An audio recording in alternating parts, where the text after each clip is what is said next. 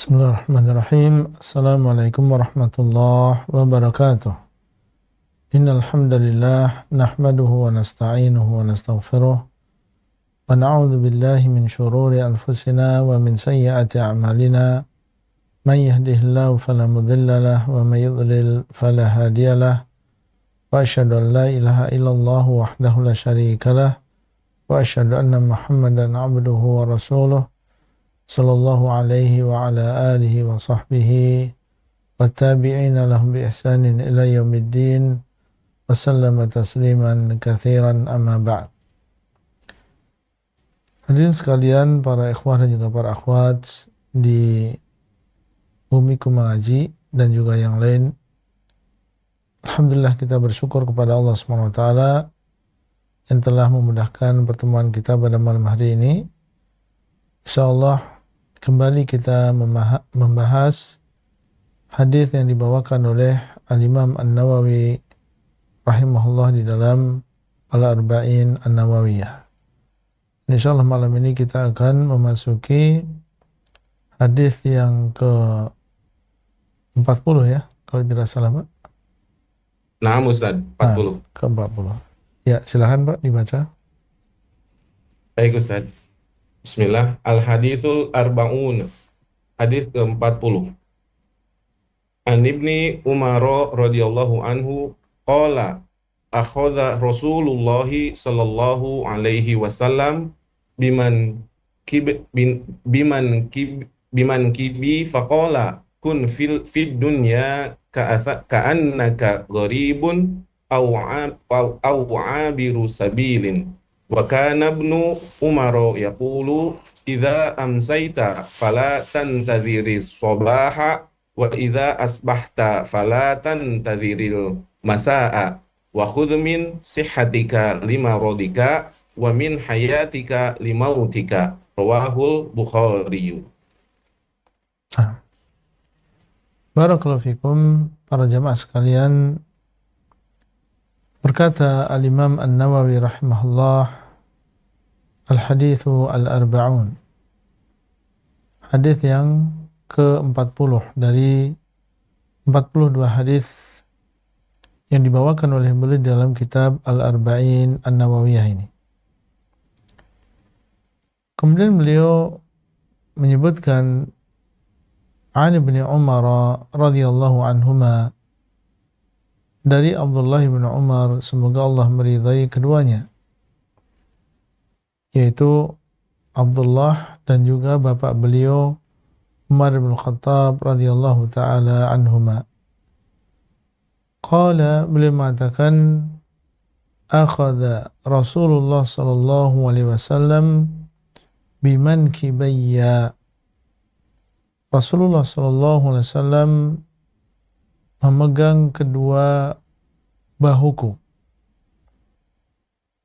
Rasulullah SAW memegang kedua bahuku. Ucapan beliau ini menunjukkan yang pertama, beliau sangat ingat bagaimana keadaan ketika Nabi SAW menyebutkan hadis. Dan ini menunjukkan tentang kekuatan hafalan. Jadi bukan hanya hadisnya yang dihafal, tetapi juga keadaan, kondisi. Bagaimana saat itu Nabi SAW memperlakukan Abdullah ibn Umar. Kemudian yang kedua, ini menunjukkan bahwa apa yang akan diucapkan oleh Nabi SAW ini adalah sesuatu yang penting. Kita dalam kehidupan sehari-hari, ketika kita mungkin bersama anak kita atau murid kita, kemudian kita ingin menyampaikan sesuatu yang penting bagi dia, maka kita memegang pundaknya. Tidak seperti biasanya. Supaya apa? Supaya dia memperhatikan, supaya dia menaruh perhatian yang lebih besar terhadap apa yang akan kita sampaikan. Dan demikian Nabi SAW, beliau adalah sebaik-baik muallim. Beliau adalah sebaik-baik orang yang mengajarkan kepada orang lain. Beliau gunakan metode-metode seperti ini, tujuannya adalah supaya apa yang beliau sampaikan ini mengena kepada orang yang beliau ajari. Jadi barang siapa yang ingin menjadi seorang yang baik dalam mengajarkan kepada manusia, maka adalah dia kembali kepada petunjuk Nabi SAW di dalam mengajar. Karena beliau SAW adalah sebaik-baik orang yang mengajarkan kepada orang lain. Dan ini menunjukkan beliau adalah seorang yang haris, orang yang semangat. Bagaimana orang lain mendapatkan hidayah, bagaimana orang lain paham. Laqad ja'akum rasulun min anfusikum azizun 'alaihi ma 'anittum harisun 'alaikum bil mu'minina raufur rahim. Telah datang kepada kalian seorang rasul dari diri kalian, berat bagi beliau apa yang berat bagi kalian. Kemudian Allah mengatakan harisun 'alaikum, dia adalah orang yang berusaha bagaimana supaya kalian mendapatkan hidayah, bagaimana supaya kalian selamat. Faqala, maka setelah itu Nabi SAW berkata, apa yang beliau nasihatkan kepada Abdullah bin Umar, dan ini adalah tentunya nasihat bagi kita semuanya. Kun fid dunya ka'annaka gharib au 'abiru sabil. Hendaklah engkau di dunia ini seperti orang yang asing atau orang yang musafir. Hendaklah engkau di dunia ini seperti orang yang asing atau orang yang musafir. Nabi SAW di sini ingin memberikan nasihat kepada kita yang tentunya semua kita hidup di dunia dan melewati fase ini. Sebelum kita akhirnya ke akhirat. Dunia yang penuh dengan perhiasan. Zuyyina linnas hubbus syahawati minan nisa wal qanatir al muqantarah wal banin. Zuyyina linnasi hubbus syahawati minan nisa'i wal banina wal qanatir al muqantarah min al-dhahabi wal fiddah wal khayl al musawwamah wal an'ami wal harth. Dunia yang penuh dengan perhiasan. Perhiasan harta, hewan peliharaan, wanita, anak-anak, jabatan, dan semua itu adalah perhiasan, semua itu adalah syahwat yang tentunya banyaknya fitnah tersebut dan banyak godaan tersebut bisa menjadikan seseorang lupa dengan negeri akhirat yang merupakan kampung halamannya. Maka Nabi SAW mengingatkan di sini bagaimana sikap yang benar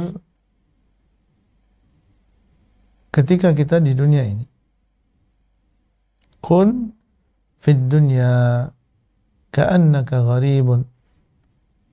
Hendaklah engkau di dunia ini seperti orang yang asing, al-gharib.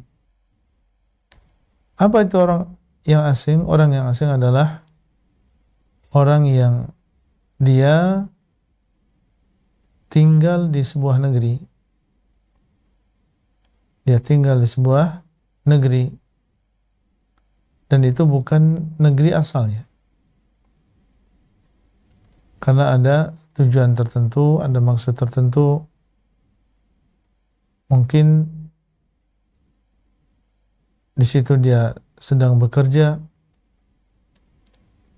atau di situ dia sedang ada tugas, atau karena urusan yang lain. Ini dinamakan dengan al-gharib. Orang yang asing. Dia tinggal sementara waktu di negeri orang. Dan mungkin yang sedang mengikuti kajian ini banyak di antaranya yang demikian. Ada yang tinggal di Amerika, ada yang tinggal di Eropa, mungkin di sana ada yang tinggal di Jepang, ada yang tujuannya di sana untuk belajar, ada yang tujuannya adalah untuk bekerja. Yang jelas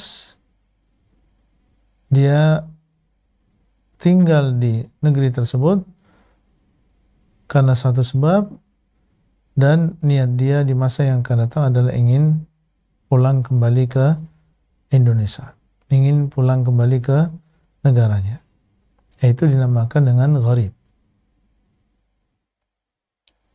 Bapak Ibu sekalian, Nabi SAW menyuruh kita bermuamalah di dunia ini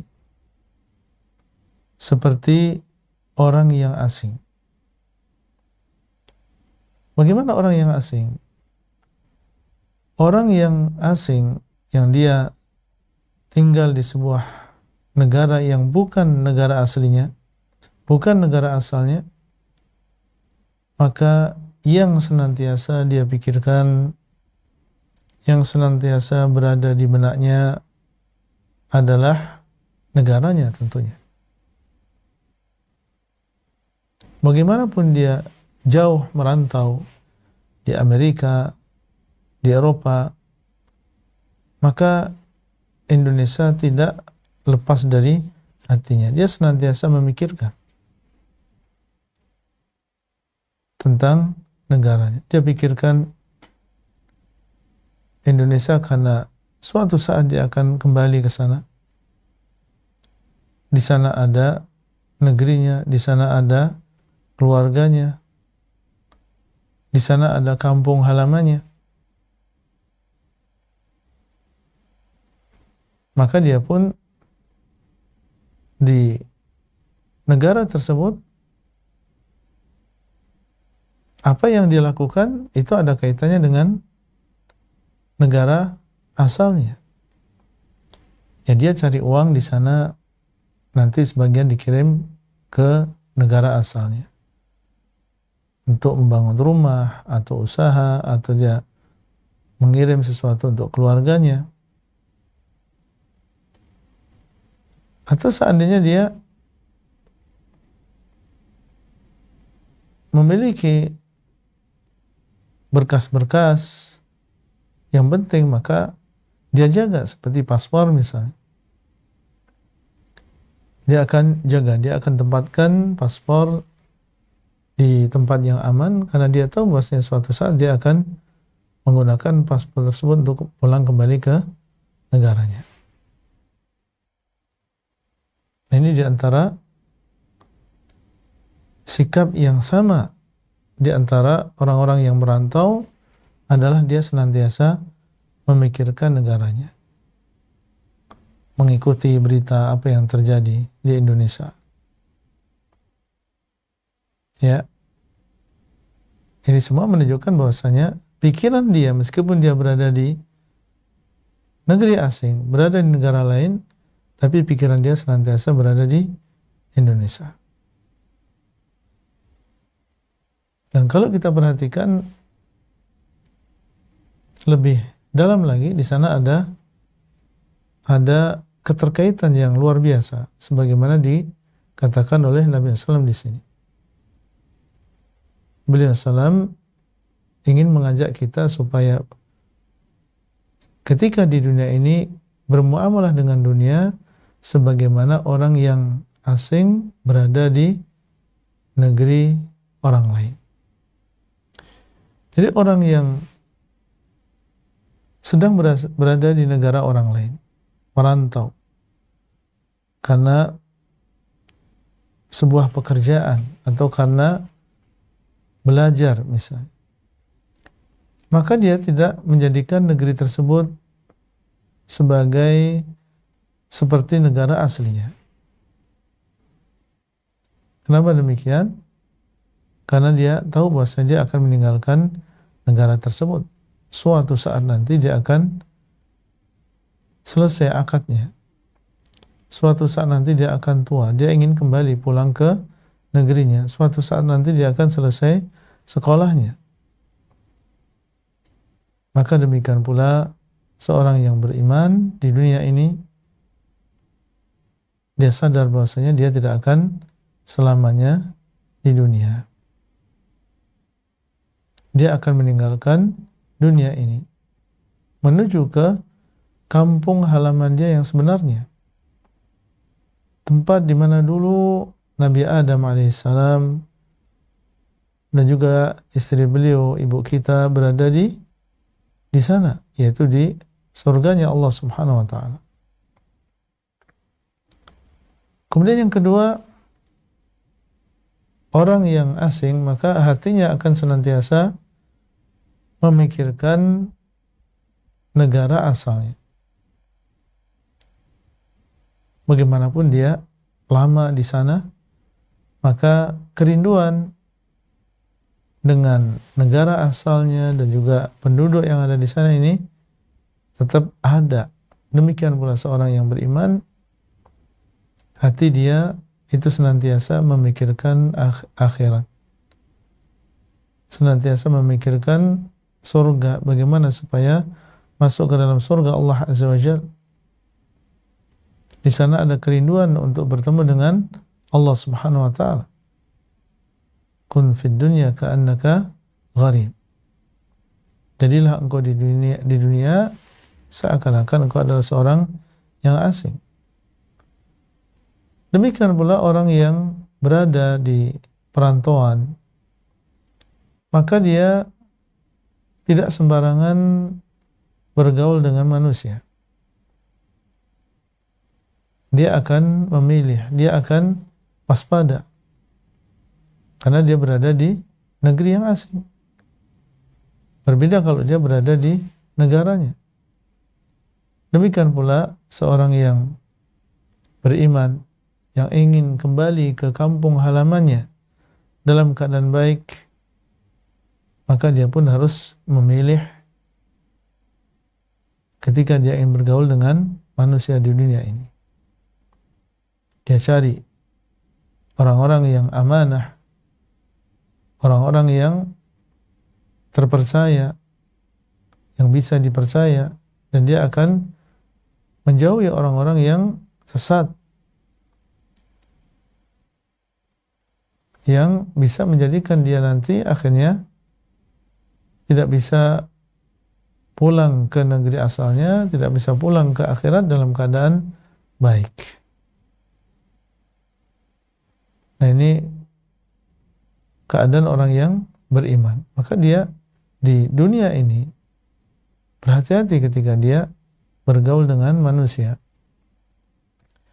Demikian pula kalau memang kita ini adalah seakan-akan seperti orang yang asing, maka seseorang mengambil dari dunia ini sesuatu yang diperlukan saja. Ya, ketika kita berada di dunia, kita mengambil sesuai dengan keperluan kita yang memberikan manfaat kepada kita ketika kita pulang ke akhirat kelak. Sebagaimana orang yang asing berada di negara asing, negara tertentu, maka di sana pun dia mengambil sesuai dengan kadarnya, tidak berlebihan. Ketika seseorang membeli sesuatu, maka dia pun membeli sesuai dengan kadarnya, tidak menumpuk-numpuk, karena dia tahu bahwasanya dia akan pulang ke negaranya, tidak akan selamanya di negara tersebut. Demikian pula orang yang asing di sebuah negara yang bukan asalnya, maka dia tidak akan menyamakan dirinya dengan penduduk asli. Ya, penduduk asli, ya misalnya orang kita berada di Belanda misalnya. Di sana ada penduduk asli orang Belanda yang mereka ya memang orang sana, yang mereka beli ini, beli itu, bersaing satu dengan yang lain. Nah, kita sebagai seorang perantau tentunya tidak akan menyamakan kita ini dengan mereka. Kita akan membatasi. Kenapa demikian? Ya karena kita bukan penduduk negara tersebut. Kita akan meninggalkan negara tersebut. Maksudnya bagaimana?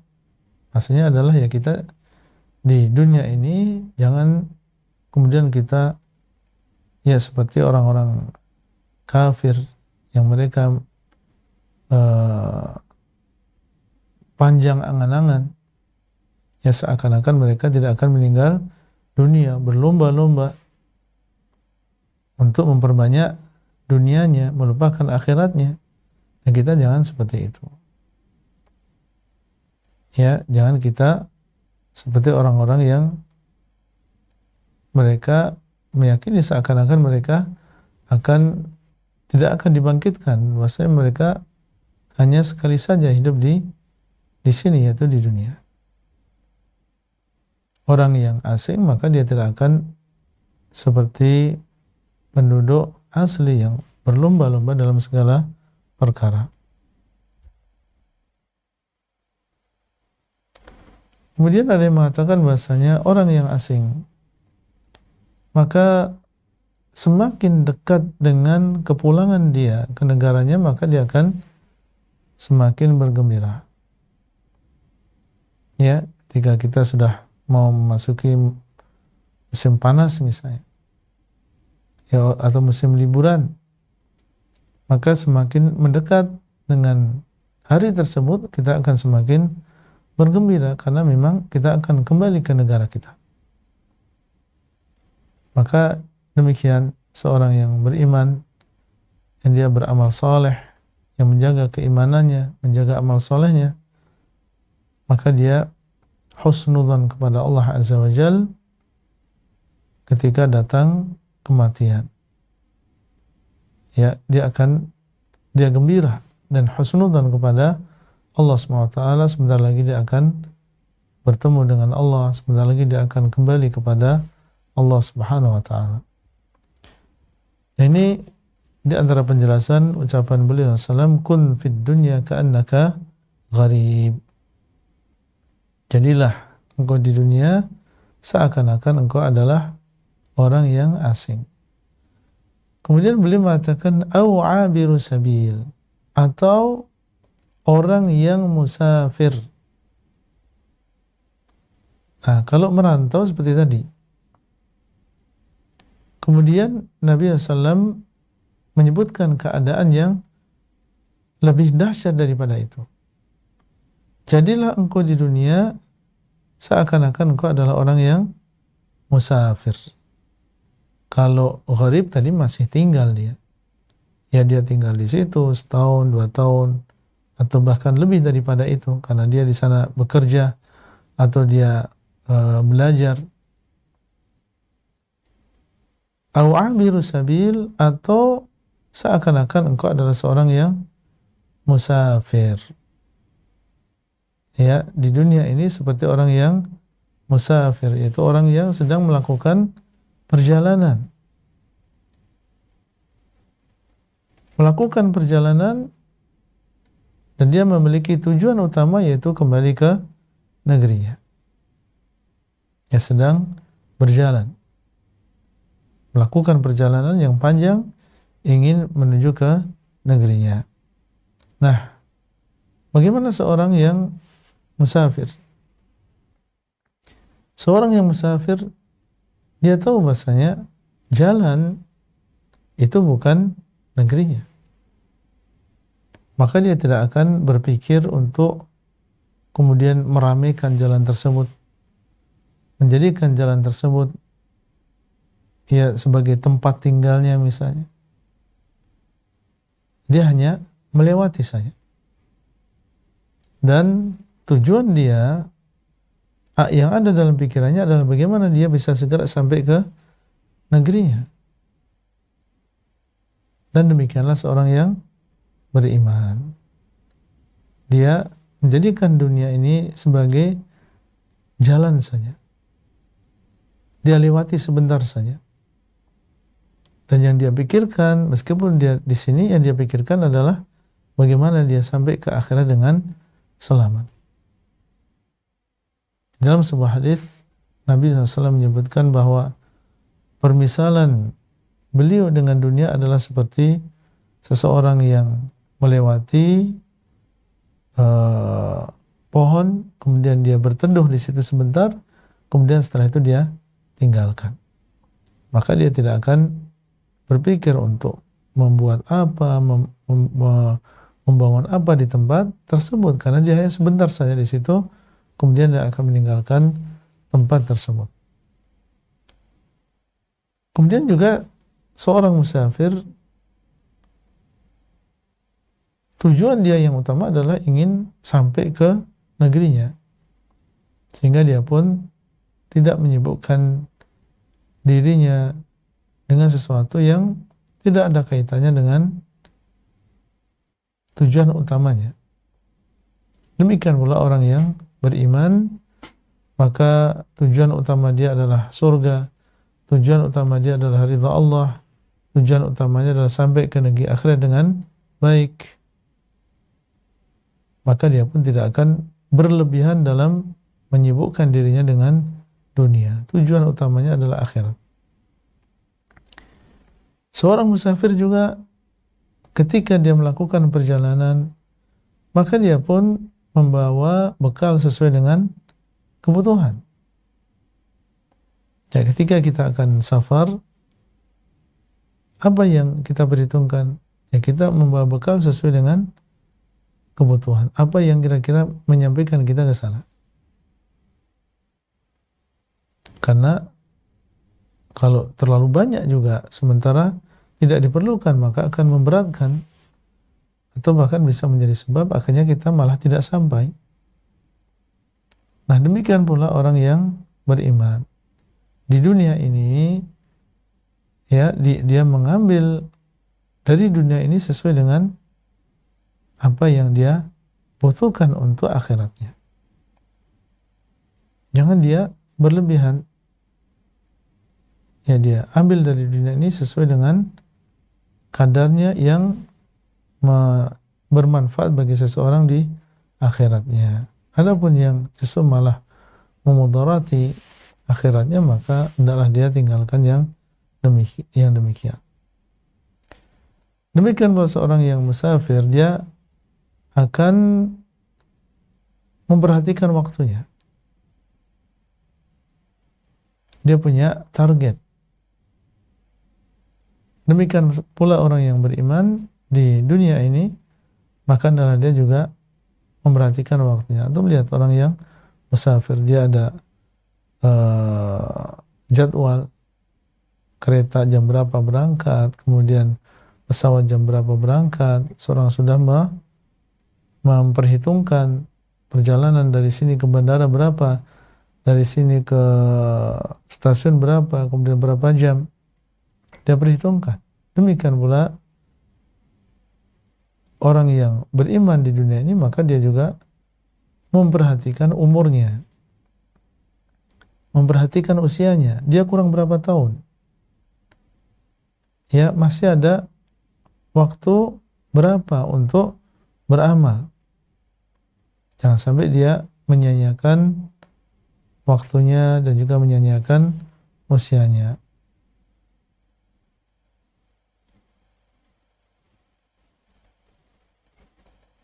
Demikian pula seperti yang tadi disebutkan, seorang yang musafir, setiap kali dia semakin dekat dengan tujuannya, maka dia akan bergembira.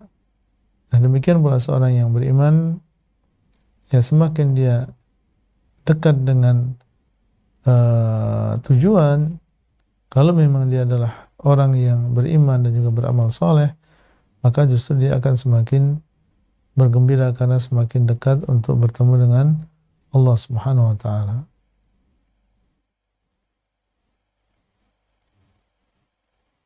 Di sana ada keserupaan-keserupaan yang lain, kita cukupkan dengan apa yang tadi sudah kita sebutkan. Nah, kemudian Bapak Ibu sekalian, para jamaah yang dimuliakan oleh Allah Azza wa Jalla, ini semua adalah tentunya peringatan bagi kita semuanya.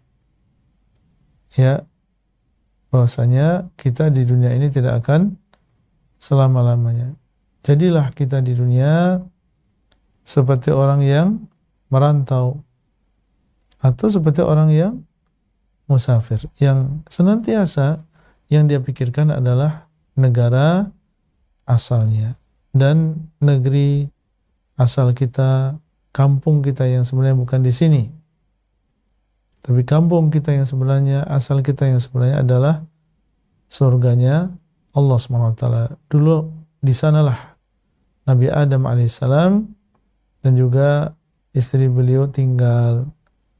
Ya, kemudian Allah SWT menurunkan keduanya di dunia ini. Nah, kemudian setelahnya Abdullah bin Umar mengatakan, setelah beliau membawakan hadis Nabi SAW, maka ada di antara ucapan beliau yang berkaitan dengan hadis ini. Yaqulu, beliau mengatakan, "Idza amsayta fala tantadhir as-sabah." Kalau kamu memasuki waktu sore, maka jangan engkau menunggu waktu pagi. Ini nasihat beliau sangat erat kaitannya dengan ucapan Nabi SAW tadi. Maksudnya adalah seseorang ketika yang dia pikirkan adalah akhirat, yang dia pikirkan adalah bagaimana dia selamat di akhirat, yang dia pikirkan adalah bagaimana dia memiliki bekal ketika menuju akhirat, maka dia tidak akan menyanyiakan waktunya. Idza amsayta fala tantadhir as-sabah. Kalau kamu masuk waktu sore, maka jangan tunggu waktu pagi. Maksudnya adalah gunakan waktu sore tersebut untuk berbekal. Jangan menunggu waktu pagi. Gunakan waktu sore untuk berbekal. Gunakan waktu yang ada, usia yang kita miliki, mumpung masih diberikan kesempatan oleh Allah Azza wa Jalla untuk beramal soleh. Terutama tentunya hal yang wajib. Kemudian diikuti dengan perkara-perkara yang sunnah. Meninggalkan perkara yang diharamkan dan sebisa mungkin meninggalkan perkara yang makruh. Gunakan waktu sore antum, jangan menunggu sampai besok. Kemudian nanti saja saya beramal, nanti saya saja bertaubat. Siapa di antara kita yang bisa menjamin kita masih hidup sampai besok? Siapa di antara kita yang tahu ya bahwasanya malaikat malam ini belum mendatangi kita? Tidak ada di antara kita yang tahu, sehingga jangan kita tunggu sampai besok. Sekarang Allah SWT memberikan waktu, memberikan kesempatan, maka kita berusaha untuk menggunakannya dengan baik. Wa idza asbahta fala tantadhiril masa. Dan kalau engkau masuk waktu pagi, jangan engkau menunggu waktu sore. Gunakan waktu yang Allah SWT berikan dengan baik, jangan menunda-nunda. Betapa banyak orang yang mereka menunda-nunda, kemudian datang kematian sehingga tidak sempat bertobat, tidak sempat beramal. Akhirnya dia pun menyesal, meminta kepada Allah supaya dikembalikan ke dunia. Ya, dan itu adalah ucapan yang sia-sia, penyesalan yang tidak ada gunanya. Dan jangan sampai tentunya seseorang menjadi orang yang seperti itu. Sekarang mumpung masih ada waktu, kita gunakan untuk beramal. Sebagian salaf disebutkan di dalam biografi mereka, seperti seorang salaf yang bernama Mansur Ibnu Zadan, di mana beliau adalah seorang yang benar-benar berusaha untuk menggunakan waktunya dengan baik, yaitu dengan ibadah. Sampai dikatakan di dalam biografi beliau, seandainya ada malakul maut di depan Mansur ini untuk mencabut nyawanya, bisa dia sudah tidak akan bisa lagi untuk menambah amalannya, karena memang dia sudah berusaha semaksimal mungkin untuk beramal, berbekal, sehingga seandainya ada malakul maut di depannya, dia sudah tidak bisa menambah amalannya. Nah, ini menunjukkan bagaimana semangat para salaf rahimahumullah untuk mempersiapkan diri berbekal menuju negeri akhirat. Itu terkait dengan waktu, usia, gunakan dengan baik. Kemudian beliau mengatakan, wa khudh min sihhatika limaradik, dan ambillah dari kesehatanmu untuk sakitmu. Maksudnya, mumpung masih sehat, ya kita masih bisa melihat dengan baik, kita masih bisa mendengar dengan baik, kita masih bisa duduk, kita masih bisa berjalan. Kesehatan kita ini kita gunakan untuk kebaikan, untuk berbagai amal soleh. Mumpung masih sehat, masih kuat, kita gunakan untuk menuntut ilmu, kita gunakan untuk melakukan umroh, melakukan haji, melakukan sholat, dan amal soleh yang lain. Kenapa demikian? Karena ketika sudah datang waktunya, karena badan kita ini ada waktunya, setiap hari dia bekerja. Belum lagi kita sering makan, minum sesuatu yang memudaratkan badan kita. Akan ada waktunya dia sakit, akan ada waktunya datang penyakit. Yang kalau itu sudah datang, maka akan sulit bagi seseorang untuk melakukan amal soleh sebagaimana kalau dia sehat. Orang dikasih pusing saja sedikit oleh Allah SWT, betapa banyak amal soleh yang tidak bisa dia kerjakan. Ya, dia tidak bisa sholat berjamaah di masjid, membaca Al-Quran juga berat, mau datang ke masjid menuntut ilmu juga tidak kuat, dikasih demam oleh Allah SWT sedikit juga demikian. Bahkan seandainya seorang diberikan batuk oleh Allah SWT juga banyak amalan yang tidak bisa dia kerjakan. Ya, dia nggak bisa lancar baca Quran karena sedikit-sedikit batuk. Dia juga mungkin malu untuk mendatangi majelis ilmu karena dalam keadaan batuk. Itu penyakit-penyakit yang ringan, belum penyakit-penyakit yang lain. Ya, di sana ada penyakit-penyakit yang kita tahu bagaimana tersebarnya di zaman kita. Kanker, tumor, hipertensi, dan lain-lain. Ya, yang tentunya sedikit banyak itu semuanya akan menghalangi seseorang, menghambat seseorang untuk beribadah kepada Allah Azza wa Jalla.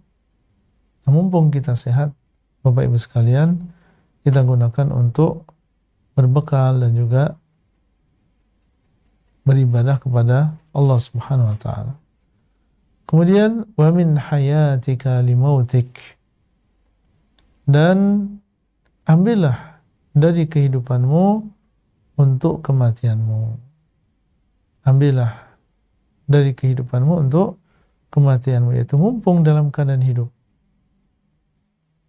Mumpung dalam keadaan hidup, gunakan, karena kalau sudah meninggal dunia, terputus amalan seseorang. Ya waktu beramalnya sekarang. Kalau sudah nyawa berpisah dari badannya, maka sudah tidak ada kesempatan untuk beramal. Al-yawma amalun bila hisab wa ghadan hisabun wala amal. Hari ini adalah amalan, bukan hisab. Besok, yaitu di akhirat, adalah hisab dan tidak ada kesempatan untuk beramal. Idza mata ibnu Adam inqata anhu amaluh illa min thalath. Apabila meninggal anak Adam, terputus seluruh amalannya kecuali dari 3 perkara. Terputus amalannya. Tidak bisa dia mengucapkan astagfirullah, tidak bisa dia bersujud meskipun hanya sekali. Karena yang namanya amalan itu dilakukan ketika seorang dalam keadaan hidup. Kalau sudah meninggal dunia, maka dia sudah tidak bisa menambah amalannya. Dan kita tidak tahu, Bapak Ibu sekalian, kapan Allah SWT menjemput ajal kita. Rawahul Bukhari, hadis ini diriwayatkan oleh Al-Imam Al-Bukhari rahimahullah, dan tentunya banyak sekali faedah yang bisa kita ambil dari hadis yang mulia ini. Di antaranya bahwa dunia ini bukan tempat untuk menetap selamanya, sehingga seorang mukmin jangan sampai dia menjadikan dunia ini sebagai tujuan akhirnya. Jangan sampai dia menjadikan dunia ini sebagai tujuan akhirnya. Kemudian juga di sini ada makna zuhud. Dan zuhud itu maknanya adalah tidak menjadikan dunia ini ada di dalam hati seseorang. Yang ada di dalam hatinya adalah akhirat. Mungkin saja seorang di dunia dia punya harta, dia punya jabatan, tapi hatinya senantiasa memikirkan akhiratnya, maka dia adalah orang yang zuhud. Kita tahu bahasanya Abu Bakar adalah orang yang zuhud dan dia orang kaya. Abdurrahman bin Auf orang yang zuhud dan dia adalah orang yang kaya. Jadi di sana ada orang yang kaya akan tapi pikirannya ke akhirat, sehingga dia pun gunakan kekayaan dia untuk akhiratnya, maka dia adalah orang yang zuhud. Kemudian juga di sini ada perintah untuk tidak panjang angan-angan. Ya, panjang angan-angan di dunia ini. Ini dilarang di dalam agama, dan hendaknya kita memendekkan angan-angan kita di dunia ini. Jangan kemudian seseorang merasa bahwa dia akan hidup lama atau hidup selamanya di dunia ini. Wajibnya bersegera untuk beramal. Ya, jangan sampai menunda-nunda. Pentingnya waktu. Karena waktu ini adalah modal utama seorang untuk beramal. Nikmatnya kesehatan. Jangan sampai disia-siakan kesehatan ini. Kemudian juga nikmatnya hidup dan usia. Ini adalah kesempatan kita untuk beramal saleh. Dan faedah-faedah yang lain, dan apa yang kita sebutkan itu adalah di antara faedah yang paling besar. Semoga Allah SWT memberikan taufik kepada kita semuanya. Dan masih ada waktu, mungkin untuk tanya jawab kami persilahkan. Jazakumullah khairan Ustadz, barakallahu fikum atas materi pada malam hari ini yang luar biasa. Insya Allah banyak faedah yang kita bisa ambil manfaatnya Ustadz. Baik, ini sudah ada yang resen Ustadz. Dari Amerika dulu mungkin Ustadz, yang jauh ya. Ya. Nah, Ummu Amar.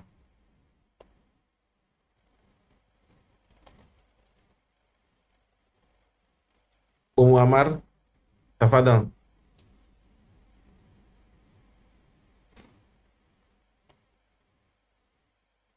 Ya, jazakumullahu khairan, host.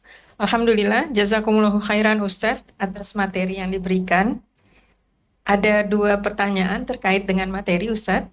Ya. Afwan, mohon bisa Anda sampaikan. Assalamualaikum warahmatullahi wabarakatuh. Ustadz, mohon nasihatnya. Bagaimana kita menasihati anggota keluarga Ustadz yang usianya sudah menjelang 60, tetapi justru kelakuannya menunjukkan hal-hal yang berbau cinta dunia.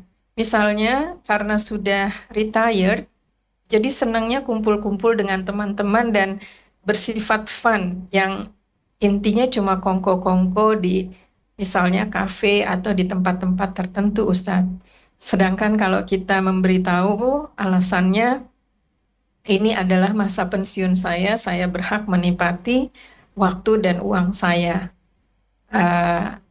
Dan kami susah menasihatinya. Jadi mohon nasihat Ustadz. Dan yang kedua Ustadz, misalnya karena ada rezeki berlebih, rumah dilengkapi dengan berbagai peralatan yang niatnya untuk memudahkan pekerjaan dan untuk memperlengkapi perabotan. Tidak terlalu berlebihan, tetapi sepertinya ada juga sih anggota keluarga yang berkeberatan karena akhirnya seperti buang-buang uang saja. Dari kedua kasus ini mohon nasihat Ustadz, jazakumullahu khairan. Baik, barakallahu fikum. Pertanyaan yang sangat erat kaitannya dengan pembahasan kita pada malam hari ini. Yang pertama adalah sebagian saudara kita yang di masa pensiun, dia sudah tua, kemudian memiliki kecenderungan atau masih memiliki kecenderungan dengan dunia. Artinya belum tergerak hatinya untuk fokus menuju akhirat yang sebentar lagi akan dia alami. Maka yang pertama, apa yang dilakukan? Ya, kalau kita perhatikan pertanyaan tadi, kalau hanya sekedar berbincang atau minum kopi, rekreasi yang tidak berlebihan, ini asalnya adalah sesuatu yang mubah. Itu adalah sesuatu yang mubah. Dan memang terkadang ya seorang butuh untuk refreshing sebentar supaya dia lebih bersemangat untuk melakukan pekerjaan kembali. Namun yang perlu diperhatikan di sini adalah tentunya berlebihan di dalam masalah ini, kemudian lalai dengan akhirat, kemudian tenggelam dengan kenikmatan-kenikmatan tersebut, tidak menggunakan akhir dari kehidupannya untuk fokus kepada akhirat, tentunya ini akan memudarati seseorang. Dan memang seharusnya orang yang semakin tua itu seharusnya semakin dekat dengan agama. Kalau kita disebutkan sudah mendekati umur 60 tahun dan Nabi SAW umurnya 63 tahun dan umur umat beliau ya tidak jauh dari umur beliau SAW. Seorang sedang berada di akhir perjalanan. Kesempatan untuk beramal ini tinggal sebentar lagi. Maka seharusnya memang di masa-masa seperti ini ya seseorang segera mendekat, seseorang segera bertaubat, berbanyak zikir, mendekat ke masjid, semangat untuk membaca Al-Quran, menggunakan waktu dengan baik sebagai persiapan untuk akhiratnya.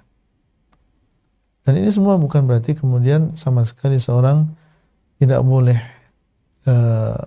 kumpul-kumpul atau tidak boleh ngopi bareng dan seterusnya, boleh. Tapi jangan berlebihan. Bahkan sebagian masyayikh mereka mengatakan kalau memang di situ ada maslahat yang dengannya kita memperkuat silaturahim kita, memperkuat persaudaraan kita, tidak masalah. Jadi yang penting jangan sampai berlebihan.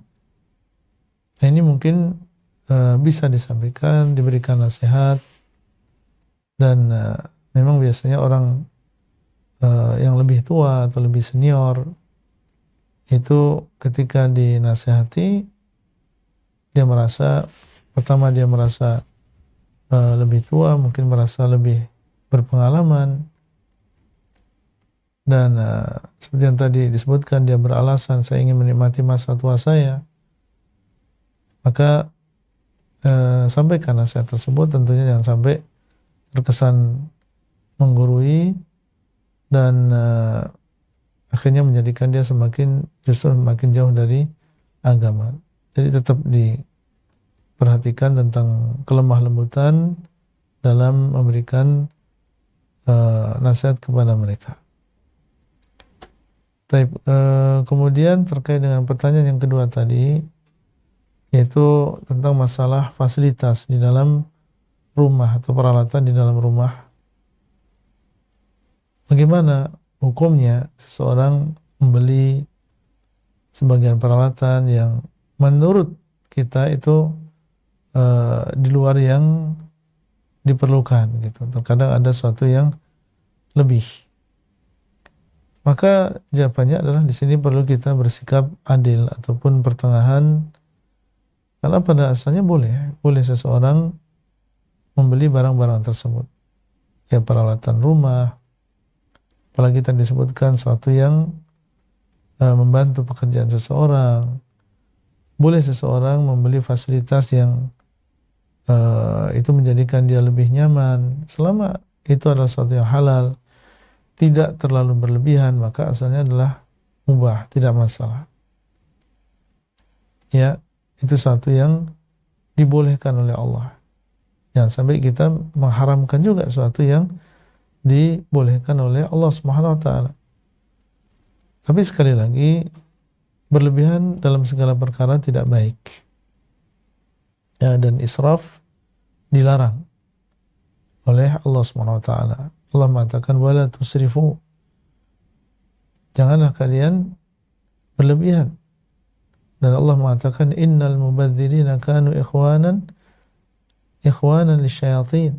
Sungguhnya orang-orang yang boros, mereka adalah saudara-saudara bagi setan. Maka jangan sampai juga seseorang berlebihan, dan kita kelak di akhirat akan ditanya oleh Allah SWT, dari mana kita dapatkan dan untuk apa kita gunakan, ya, dari yang halal atau yang haram kita gunakan untuk mencari ridha Allah, atau justru malah menjadikan kita dimurkai oleh Allah Subhanahu wa taala. Nah, Allah taala a'lam. Jazakumullah khairan Ustadz, barakallahu fikum atas jawaban pertanyaannya. Satu penanya lagi Ustadz yang tadi sudah raise hand. Tafadhol, Putri. Putri. Jazakallah khairan, host. Assalamualaikum warahmatullahi wabarakatuh, Ustadz. Assalamualaikum warahmatullahi wabarakatuh. Hayakumullah ya Ustadz. Barakallahu fikum. Ustadz, mohon nasihatnya Ustadz. Ketika Ana membaca surat Al-Ankabut ayat 65, maka apabila mereka naik kapal, mereka berdoa kepada Allah dengan penuh rasa pengabdian, ikhlas kepadanya. Akan tetapi ketika Allah menyelamatkan mereka sampai ke darat, mereka kembali mempersekutukan Allah. Apakah ayat ini hanya berlaku untuk orang-orang kafir dan orang-orang musyrik aja Ustadz? Karena Ana membaca juga bahwa ini adalah tabiat manusia yang sering kembali ingkar ketika dia sudah merasa aman gitu Ustadz. Dan qadarullah, mungkin ketika Ana naik pesawat, mungkin ketika ada turbulensi yang sangat kuat gitu Ustadz, doanya itu kencang, merasa bertaubat, tetapi ketika di darat kok tidak ada taubat yang sebesar ketika dilanda turbulensi itu gitu Ustadz. Mohon nasihatnya Ustadz, apakah itu tepat makna dari ayat tersebut Ustadz? Jazakallahu khairan wa barakallahu fiik Ustadz. Assalamualaikum warahmatullahi wabarakatuh. Waalaikumsalam warahmatullahi wabarakatuh. Nah, barakallahu fikum. Pertanyaan tentang firman Allah Azza wa Jalla, فَإِذَا رَكِبُوا فِي الْفُلْكِ دَعَوُوا اللَّهَ مُخْلِصِينَ لَهُ الدِّينَ فَلَمَّا نَجَّاهُمْ إِلَى الْبَرِّ إِذَا هُمْ يُشْرِكُونَ. Apabila mereka naik kapal, yaitu di tengah laut, di sana datang angin, datang ombak yang besar, terombang-ambing, dan kanan, kiri, depan, belakangnya semua adalah air.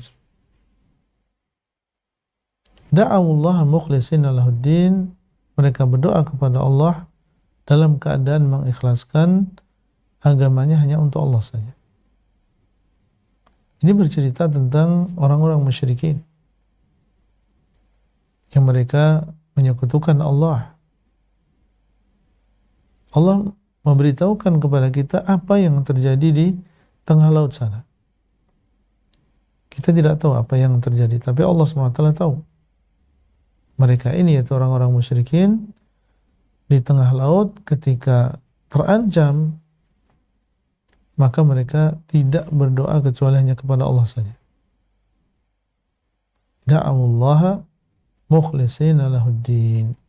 Mereka berdoa kepada Allah dalam keadaan memurnikan ketaatan hanya kepada Allah saja. Falamma najjahum ilal barr, ketika Allah SWT menyelamatkan mereka ke daratan, ya, sampai ke pulau, maka idahum yusyrikun, tiba-tiba mereka kembali menyekutukan Allah Subhanahu wa taala, kembali berbuat syirik. Hadirin sekalian, Bapak Ibu yang dimuliakan oleh Allah Azza wa Jalla, tentunya sebagaimana dalam ayat idahum yusyrikun, tiba-tiba mereka menyekutukan Allah kembali, ayatnya asalnya adalah tentang orang-orang musyrikin, orang-orang musyrikin Arab.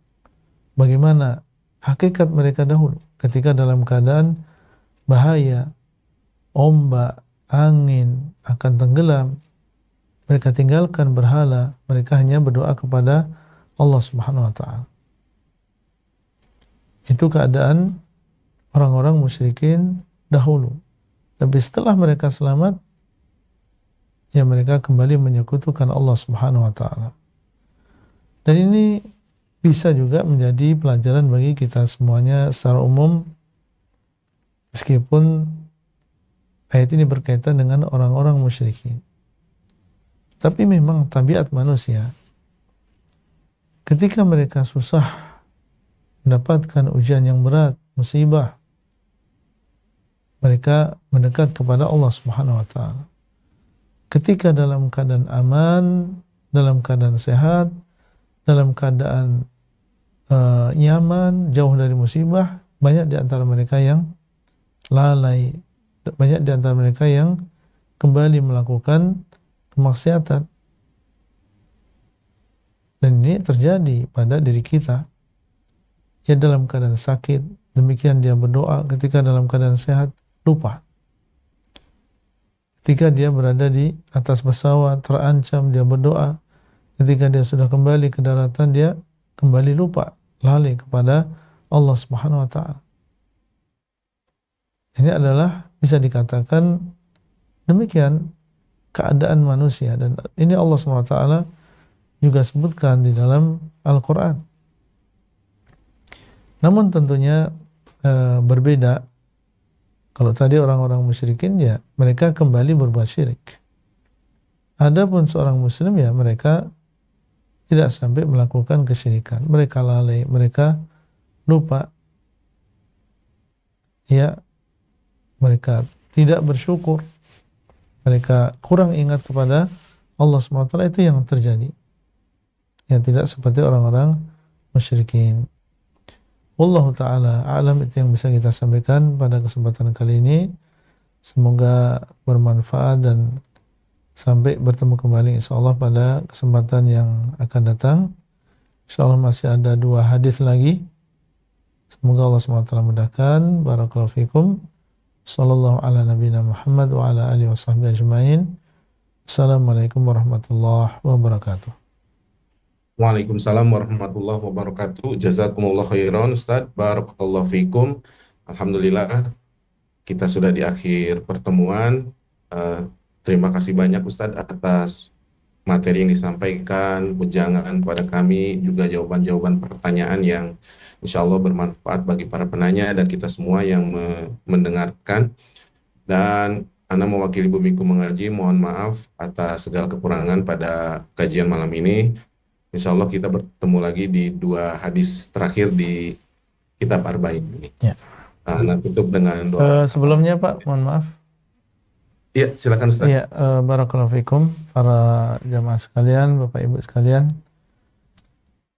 Mungkin Bapak Ibu melihat banyak berita ya tentang meninggalnya Ustadzuna Ustadz Abdul Rafiq Ghufran. Boleh diketahui beliau adalah guru saya dan saya pernah belajar dengan beliau di Pondok Pesantren Al-Furqan Gresik, Jawa Timur selama 2 tahun sebelum saya diterima di Madinah. Kemudian beliau di antara juga yang telah memberikan rekomendasi bagi saya untuk belajar di Madinah atau yang dinamakan dengan tazkiyah. Maka kita doakan ya guru-guru kita dan secara khusus Ustadz Abdul Rafiq Ghufran, semoga Allah Subhanahu wa taala rahmati beliau. Semoga Allah SWT mengampuni dosa beliau, menerima amal ibadah, dakwah yang telah beliau lakukan dan ilmu yang sudah beliau sampaikan kepada murid-muridnya. Dan semoga Allah SWT menyelamatkan beliau dari azabnya dan memasukkan beliau ke dalam surganya dan mengumpulkan kita semuanya di dalam surga Allah Azza wa Jalla. Demikian barakallahu fikum, jazakumullah khairan. Jazakumullah khair Ustaz. Insyaallah kita doakan bersama-sama dalam hati kita dengan doa terbaik untuk Ustaz. Baiklah, kita tutup dengan doa kafaratul majlis. Subhanakallahumma wa bihamdika asyhadu an la ilaha illa anta astaghfiruka wa atubu ilaik. Assalamualaikum warahmatullahi wabarakatuh. Waalaikumsalam.